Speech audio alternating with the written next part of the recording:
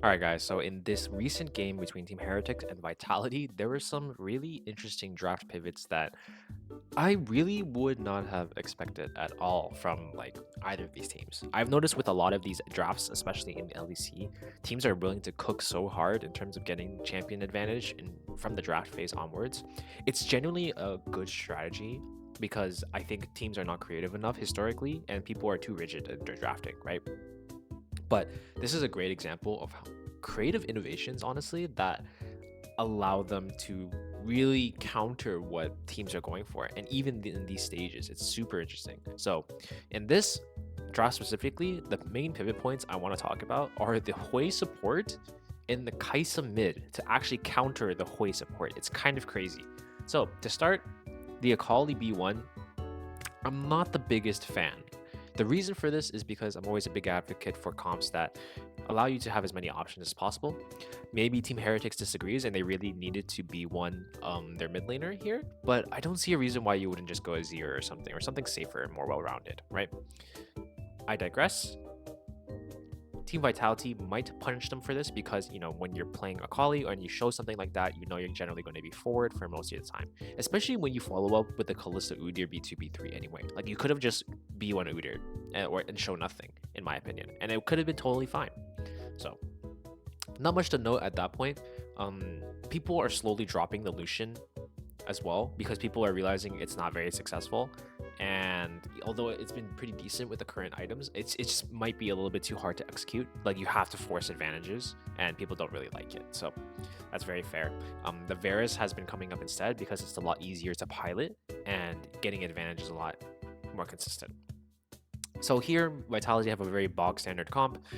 They've already established they took the Renata because they don't want to potentially burn a ban on it, and they also just see the Akali. There's a lot of great options here to prevent them from getting engaged on. So from this point, you might be thinking, okay, guys, so we basically already went the front to back as Vitality, and we don't really need to worry about this Akali very much, right? It's a little bit useless. I think even in R3 at this stage of draft, the Akali is a little bit homeless already, and it's going to just be not getting much priority in a lot of matchups. I can almost guarantee you because Vitality is going to make sure they get a good matchup there, and they do eventually once they get to this R5.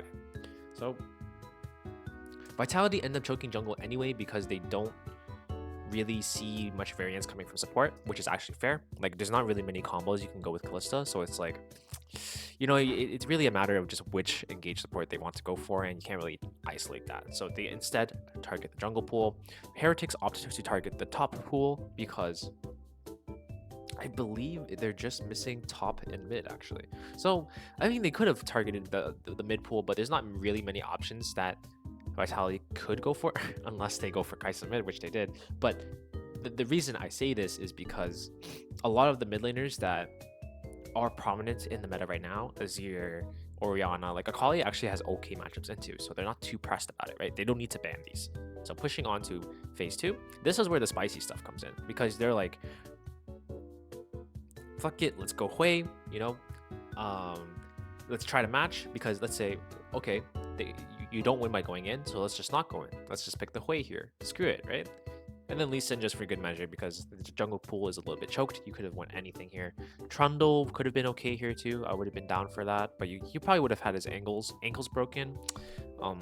There's also like Viego as well. It probably would have been one of Lucian or Viego. So the logic behind the Hui pick into the Renata here is pretty much the idea that if we lose by going in, let's just not go in. Let's lean on the Hui poke, and we can try to use that, and then we out siege.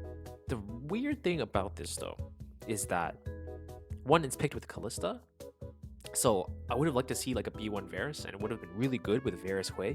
You could have even won Jin, right? It's just like it wasn't well thought out in terms of that, right? And you do that to the only reason you would not B1 a priority pick is that you need to show no cards in exchange, but you kind of do neither of that with this Akali B1, and it just really holds them back for the most of this draft. I would have liked to see B1 Udyr or B1 Azir or something like that, something generic and safe. But I digress. The fundamentals behind it is still pretty decent until Vitality lock in Kaisa. So remember what I said about the idea that, hey, they're gonna we're gonna outrange Vitality by going a lot of poke. We have the Hui now, right? But look at this. They have even more poke. They draft Kaisa mid. So they have priority mid. They have even longer range than this Hui because Kaisa W is so long. And it's just, I would say it's just really unplayable for Heretics because they don't really have many lanes of pressure. I mean, they can play through Udyr, but the moment the game goes on to a little bit longer, it's pretty unplayable. I'm not gonna lie, because Vitality is just gonna shoot up the artillery here, and I mean you can see it in Perks' face here. I don't think they really like this draft that much. Like I'm sure like they can get their advantages, yes, because they have like strong lanes, but like it's just overall easier for Vitality to play these fights as it goes on, right? And that's what I wanted to point out with this draft. So hopefully that makes sense. So yeah, see ya.